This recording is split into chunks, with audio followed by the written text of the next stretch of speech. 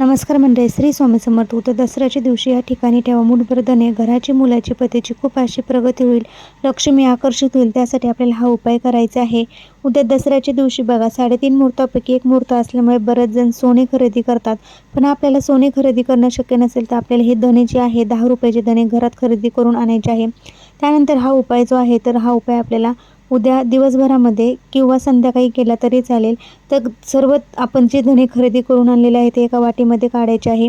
त्यानंतर आपल्या पतीला आपल्या समोर उत्तर दिशेला तोंड करून बसवायचं आहे. पतीवरून 7 वेळेस उतरवून घेतलेली मूठ आहे ती बाजूला ठेवायची आहे. आपल्या मुलाला बसवायचं आहे, त्याच्यावरून देखील 7 वेळेस हे धने उतरवून घ्यायचे आहे. दोघांसाठी वेगवेगळे धने घ्या. पतीवरून उतरवून घेतलेले धने जे आहे तर त्याची थोडीशी आपल्याला एक पुडीमध्ये बांधून त्यांच्या खिशामध्ये, पॉकेटमध्ये किंवा त्यांच्या तिजोरीमध्ये ठेवायला द्यायचे आहे.